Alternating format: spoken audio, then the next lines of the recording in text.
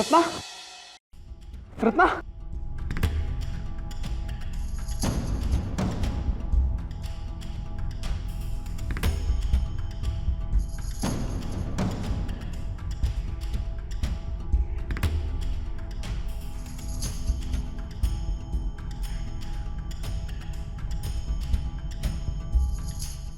ಅಪ್ಪಯ್ಯ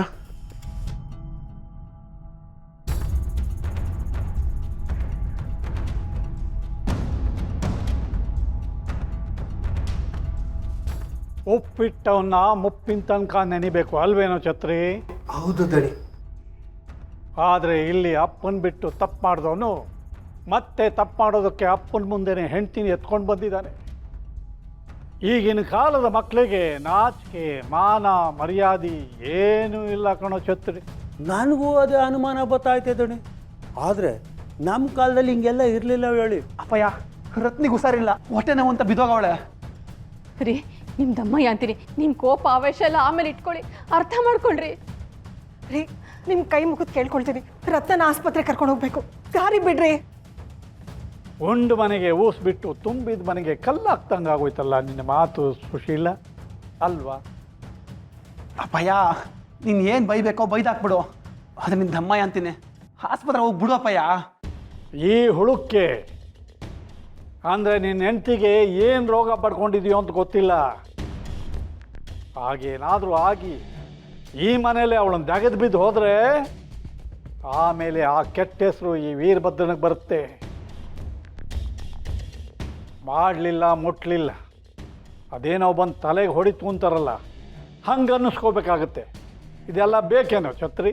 ಜಾವ್ರಾಣೆ ಹಂಗೆ ಅನ್ನಿಸ್ಕೊಳಂಗಿಲ್ಲ ದಣಿ. ಅಕಸ್ಮಾತ್ ಯಾರು ಹಂಗೆ ಅಂದ್ಬಿಟ್ರೆ ಬಿಟ್ಬಿಡ್ತೀವ ಸುಮ್ಕೆ ನಾವು. ಸುಮ್ಮನೆ ಬಿಡೋದು ಬೇರೆ ಮಾತು ಕಣೋ ಛತ್ರಿ. ಆದರೆ ಊರು ಜನಕ್ಕೆ ಹಂಗೆ ಮಾತಾಡೋದಕ್ಕೆ ಅವಕಾಶ ಮಾಡಿಕೊಟ್ಟಂಗಾಗುತ್ತೆ. ಅದಕ್ಕೆ ನಾವು ಅವಕಾಶ ಮಾಡಿಕೊಡ್ಬೇಕಾ? ಇಲ್ಲ. ಅದಕ್ಕೆ ಈ ರತ್ನಮ್ಮನ್ನ ನಾನೇ ಆಸ್ಪತ್ರೆಗೆ ಕರ್ಕೊಂಡು ಹೋಗ್ತೀನಿ.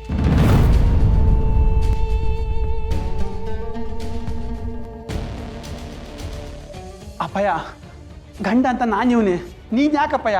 ಒಣ ಮರನ ಬೆಂಕಿ ತಿಂತಂತೆ, ಹಸಿ ಮರನ ಚಿಂತೆ ತಿಂತಂತೆ. ನೀನು ಯಾವ ಚಿಂತೆನೂ ಮಾಡದೆ ಮನೇಲಿ ಸುಮ್ಮನೆ ಇದ್ದರೆ ನಿಂಗೂ ಒಳ್ಳೆಯದು ನನಗೂ ಒಳ್ಳೆಯದು. ಛತ್ರಿ ಗಾಡಿ ತೆಗ್ಸು. ಆಯ್ತು ದಣಿ. ರೀ ಇದು ಹೆಣ್ಮಕ್ಳು ಸಮಸ್ಯೆ ಕಣ್ರಿ, ನಿಮ್ಗೆ ಅರ್ಥ ಆಗಲ್ಲ. ನಿಮ್ಮ ದಮ್ಮಯ್ಯ ಅಂತೀನಿ. ದಯವಿಟ್ಟು ಅಕ್ಕನೂ ಪರ್ಶನು ಹೋಗಕ್ಕೆ ಬಿಡ್ರಿ. ಯಾಕೆ ಈ ಥರ ಹೊಟ್ಟೆ ಉರಿಸ್ತಾ ಇದ್ದೀರಾ? 1ನೇ ದಿನಕ್ಕೆ ನೆಂಟ, 2ನೇ ದಿನಕ್ಕೆ ಬಂಟ, 3ನೇ ದಿನ ಆದರೆ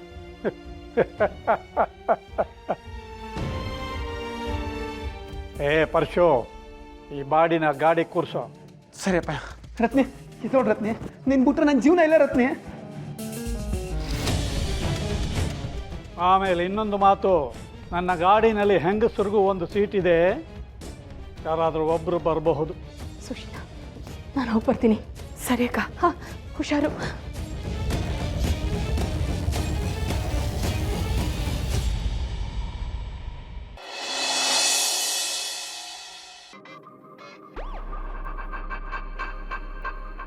ರೀ ಯಾಕ್ರಿ ಹೀಗೆ ಮಾಡಿದ್ರಿ?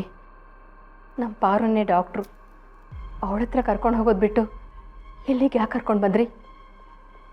ಕಡದವನ ಪಾಪ ಖಡ್ಗಕ್ಯಾಕೆ ಅಂತ ಅರ್ಥ ಆಗಲಿಲ್ವಾ? ಪಾರ್ವತಿನ ಡಾಕ್ಟ್ರು ಓದಿಸಿದ್ದೆ ನಾನು. ಯಾಕೆ ಗೊತ್ತಾ? ಲಗ್ನ ಪತ್ರಿಕೆಯಲ್ಲಿ MBBS ಅಂತ 4 ಅಕ್ಷರ ಮೂಡಲಿ ಅಂತ. ಅಂಥದ್ರಲ್ಲಿ ಅವಳು ಮುಂದೆ ಹೋಗಿ ಕೈ ಕಟ್ಕೊಂಡು, ಡಾಕ್ಟರ್ ಪಾರ್ವತಿ ಅವರೇ, ನಾನು ಪೇಷಂಟ್ ಕರ್ಕೊಂಡು ಬಂದಿದ್ದೀನಿ, ದಯವಿಟ್ಟು ನೋಡಿ ಅಂತ ಹೋಗಿ ಅವಳ ಹತ್ರ ಬೇಡ್ಕೋಬೇಕಾ? ಛೇ, ಗಂಡ ಅನ್ನೋ ಒಂದೇ ಒಂದು ಕಾರಣಕ್ಕೆ ಇನ್ನೂ ಶಾಪ ಹಾಕ್ತೆ ಸುಮ್ಮನೆ ಇದ್ದೀನಿ ಅಷ್ಟೆ. ಕಡು ಕೋಪ ಬಂದಾಗ ತಡ್ಕೊಳ್ಳೋದು ಜಾಣತನ, ಬಡವನ ಕೋಪ ದವಡೆಗೆ ಮೂಲ. ನಿನ್ನ ಕೋಪ ಕಾವಡೆಗೆ ಸಮ ಅಷ್ಟೇ. ಶಾಪ ಆಗ್ತಾಳಂತೆ, ಶಾಪ. ಇಷ್ಟೊತ್ತಿಗೆ ಪರೀಕ್ಷೆ ಎಲ್ಲ ಮುಗ್ದಿರುತ್ತೆ, ನಾನು ಕರ್ಕೊಂಬರ್ತೀನಿ. Go get in the car, wait for us.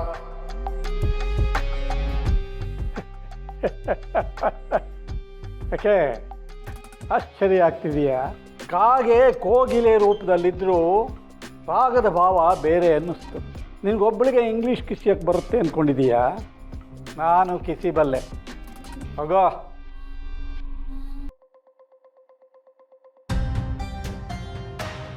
ಯಜಮಾನ್ರೆ ನಮಸ್ಕಾರ. ಎಲ್ಲ ಆರೋಗ್ಯ ಅಲ್ವಾ? ಆಸ್ಪತ್ರೆಗೆ ಬಂದು ಆರೋಗ್ಯ ಅಂತ ಕೇಳ್ತಿದೆಯಲ್ಲೋ. ನನ್ನ ಸೊಸೆಗೆ ಹುಷಾರಿರಲಿಲ್ಲ, ಅದಕ್ಕೆ ಕರ್ಕೊಂಡು ಬಂದಿದ್ದೀನಿ. ಏನೇ ಆದರೂ ಯಜಮಾನ್ರೆ, ನಮ್ಮ ಮಾದಪ್ಪಣ್ಣ ಸೊಸೆ ನೋಡ್ಕೊಂಡಂಗೆ ಯಾರೂ ನೋಡ್ಕೊಳಲ್ಲ. ಈ ಊರಿಗೆ ಮಾದರಿ ಆಗ್ಬಿಟ್ಟ ನಮ್ಮ ಮಾದಪ್ಪಣ್ಣ. ಸೊಸೆಗೋಸ್ಕರ ಪೂಜೆ ಹೋಮ ಎಲ್ಲ ಮಾಡಿಸ್ತಾವನೆ ಅಂತಂದರೆ ಎಷ್ಟು ಗ್ರೇಟ್ ಅಲ್ವರ? ನೀನೇನಕ್ಕೆ ಬಂದಿದ್ದಿಲ್ಲಿಗೆ? ಬೇದಿ ಮಾತ್ರೆ ತೊಗೊಳಕ್ಕೆ. ತೊಗೊಂಡೆ. ಡಾಕ್ಟ್ರಿಗೆ ತೋರಿಸೋಣ ಅಂತ ಬಂದೆ. ಏನು ಬೇದಿನ? ಮಾತ್ರೆನ. ಹಾಂ, ಹೋಗು.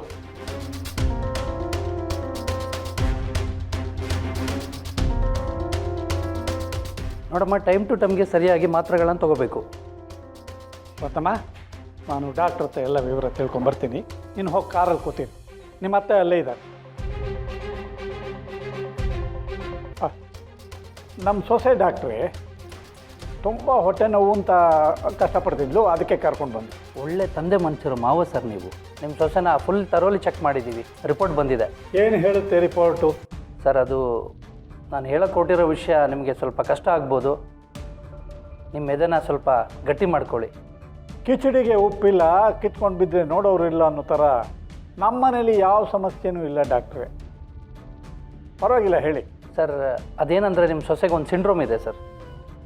ಆ ಸಿಂಡ್ರೋಮ್ ಇರೋದ್ರಿಂದ ಆಕೆಗೆ ಮಕ್ಕಳೇ ಆಗಲ್ಲ ಸರ್.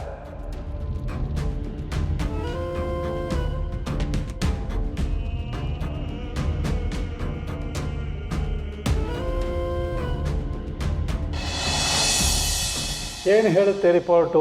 ಸರ್, ಅದೇನಂದರೆ ನಿಮ್ಮ ಸೊಸೆಗೆ ಒಂದು ಸಿಂಡ್ರೋಮ್ ಇದೆ ಸರ್. ಆ ಸಿಂಡ್ರೋಮ್ ಇರೋದ್ರಿಂದ ಆಕೆಗೆ ಮಕ್ಕಳೇ ಆಗಲ್ಲ ಸರ್.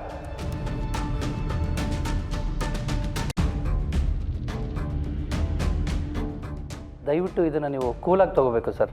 ಕಾಸಿಗೆ ತಕ್ಕ ಕಜ್ಜಾಯ, ಮೀಸೆಗೆ ತಕ್ಕ ಮುಖ ಹಾಕಣೋ ವೀರಭದ್ರ. ನಾಟಕ ಮಾಡೋ ಸ್ಥಿತಿ ಈಗ. ಮಾಡು ಮಾಡು. ಅಯ್ಯೋ ಅಯ್ಯೋ,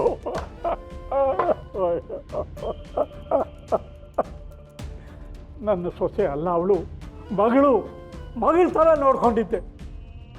ನಮ್ಮ ಮನೆಗೆ ಪುಟ್ಟ ಕೃಷ್ಣನೋ ಇಲ್ಲ ಪುಟ್ಟ ಮಹಾಲಕ್ಷ್ಮಿನೋ ಬಂದು ಪುಟ್ಟ ಹೆಜ್ಜೆ ಇಟ್ಕೊಂಡು ಮನೆ ತುಂಬ ಓಡಾಡಿಕೊಂಡು ನಮಗೆಲ್ಲ ಖುಷಿ ಕೊಡ್ತಾಳೆ ಅಂತ ಅಂದ್ಕೊಂಡಿದ್ದೆ. ಆದರೆ ಅಯ್ಯೋ, ಇನ್ನು ಮುಂದೆ ನಮ್ಮ ವಂಶನೇ ಬೆಳೆಯೋದಿಲ್ವಲ್ಲ ಡಾಕ್ಟ್ರೇ. ನಮ್ಮ ವಂಶ ಉದ್ಧಾರನೇ ಆಗಲ್ವಲ್ಲ ಡಾಕ್ಟ್ರೇ. ಇದೇ ಕೊನೆ ಆಗೋಗುತ್ತಲ್ಲ. ಅಯ್ಯೋ ಅಯ್ಯೋ, ಏನು ಮಾಡಲಿ ನಾ, ಏನು